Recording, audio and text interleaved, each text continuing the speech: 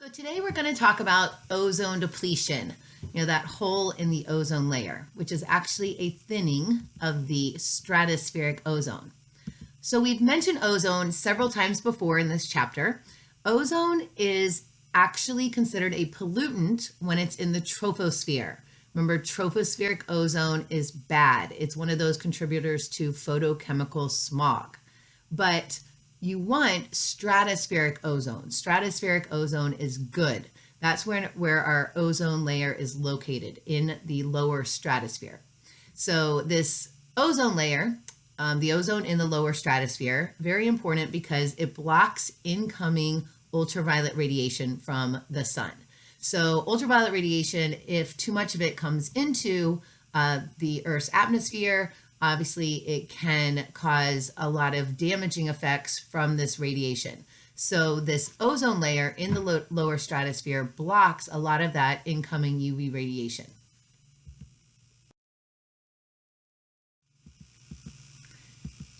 And as you have heard, there is a hole or thinning of the ozone layer in the stratosphere.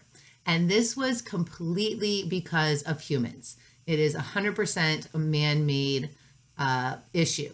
And this was because of man-made or anthropogenic chemicals that actually destroy the stratospheric ozone by splitting the ozone molecules apart.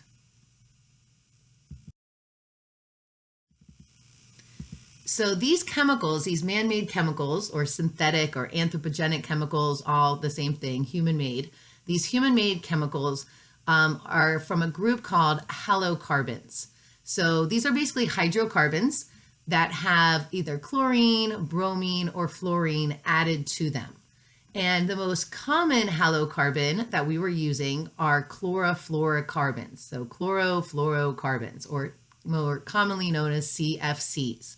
So these are halocarbons that we were using in refrigerators, part of the refrigerants, in fire extinguishers, and of course in those aerosol cans. We always think about, the hole in the ozone layer caused by hairspray back in the 80s.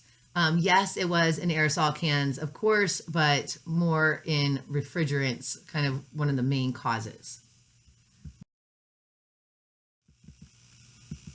So when these CFCs are released, either from aerosol or refrigerants or fire extinguishers, they go into the stratosphere and they are non-reactive. So they can go all the way up through the troposphere into the stratosphere and they stay there.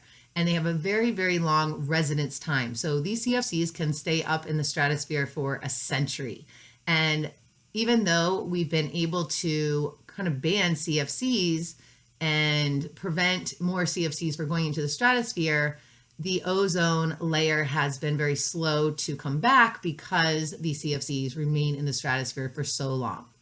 And what happens is when the CFCs go into the stratosphere, the UV radiation breaks the CFCs into chlorine atoms and also carbon atoms. But it's the chlorine atoms that are the problem, because the chlorine atoms can then split the ozone molecules and destroy them. And that, of course, if you destroy the ozone molecules, you are creating this thinning in the ozone layer. One chlorine atom can destroy 100,000 ozone molecules. So that obviously not good. And this is just a diagram kind of showing you how this works. Of course, these are some of the sources of chlorofluorocarbons, aerosol cans, refrigerants, AC, pretty much, and they release these chlorofluorocarbons or CFCs. And in the stratosphere, when ultraviolet radiation hits those chlorofluorocarbon molecules, it breaks it into carbon molecules and then the bad part, the chlorine. So these chlorine atoms can then split the ozone apart. And when you don't have the ozone, this causes that thinning of the ozone layer, and then there's nothing to block the incoming UV radiation. So scientists first noticed this thinning of the ozone over Antarctica in the 1980s. And they had found that the ozone over Antarctica had declined by nearly half in 10 years, all because of these man-made chemicals that we were using. And they dubbed this the ozone hole. So it's not actually completely a hole. That would be really bad because there would be no ozone at all to block the UV radiation. But there was still some ozone there. There is still ozone there. But they just called it a hole. It was a thinning of this concentration of ozone that they mainly found over Antarctica.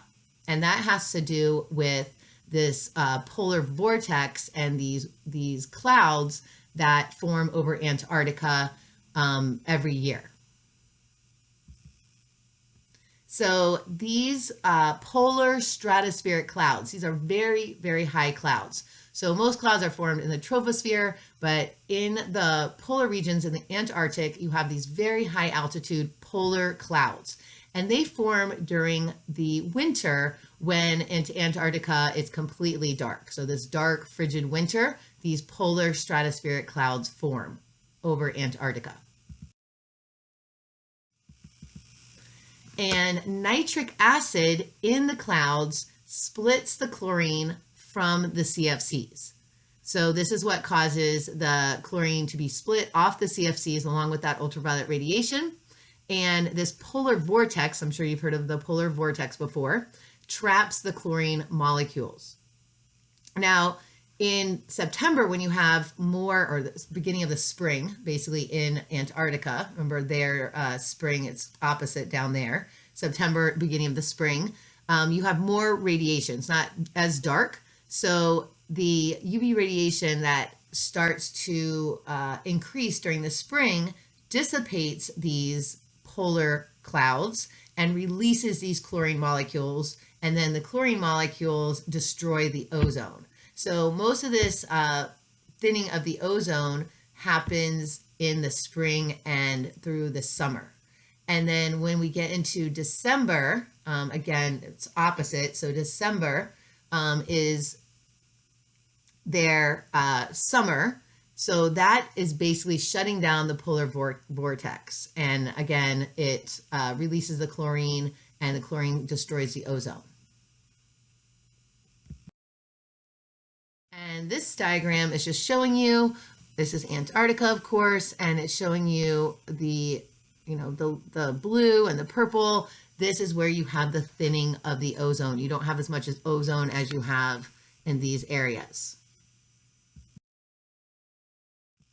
So the good news is that we were able to address ozone depletion, and we have been able to bring back the ozone layer. The ozone layer is getting much better. It's improving.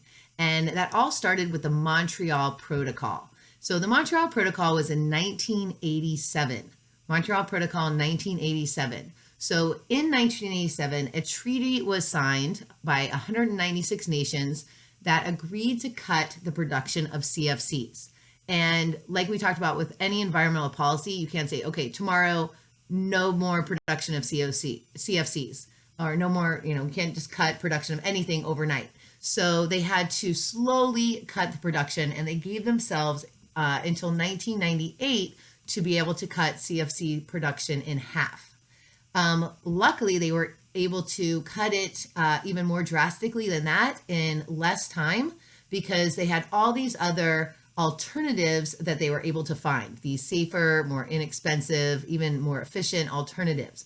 And so they had other follow-up agreements, like you'll see on the next slide, that they kept cutting it more and more drastically. So they were able to shorten the time frame where they could completely ban CFCs, and even addressed other ozone depleting chemicals. Even though CFCs were the main culprits, there were some other halocarbons that were also depleting the ozone layer, and they were able to cut those as well as they found other alternatives. So today, again, we still have challenges with ozone, the ozone layer, because of that long residence time that CFCs have in the stratosphere. So again, they can remain in the stratosphere for a century. And even though the ozone layer is coming back, a lot, it's still going to take a long time for it to fully recover. And another issue is that nations can ask for exemptions to the ban. If they're not able to find alternatives, they're able to ask for exemptions so that they don't have to ban some of these ozone depleting chemicals. But luckily, that hasn't really been the case. And most countries have been able to almost completely ban all of these ozone depleting chemicals by now. This graph, you can see how the amount of chlorine atoms in the stratosphere has decreased since the Montreal Protocol. So this is without a protocol. You can see chlorine atoms just continuing to rise and rise, but the Montreal Protocol was able to lower that amount. And then following international agreements, lowering it even more and more until we're almost at zero emissions. So this ozone recovery has been seen as one of our biggest kind of success stories of environmental science. The fact that the ozone has been recovering, one of our biggest environmental success stories. And this is because, new technology, new research, we're able to find replacements for those CFCs. And policymakers, instead of just making policy and telling industry, find a solution, this is what you have to do, they actually included industry in helping to solve the problem. And this allowed for this adaptive management strategy where, they could keep changing the plan. It was like, okay, we want to cut CFCs in half by 1998. But when they found that, we're able to cut it even faster, then they were able to adapt this management plan and keep coming up with more and more drastic cuts. So the Montreal Protocol now is believed it could help serve as a model for future international environmental cooperation, and especially when it comes to greenhouse gases. We want to have some kind of international agreement where we can do the same thing with greenhouse gases, come up with a way to, cut greenhouse gases just as drastically, just as fast as we did with cutting CFCs with the Montreal Protocol.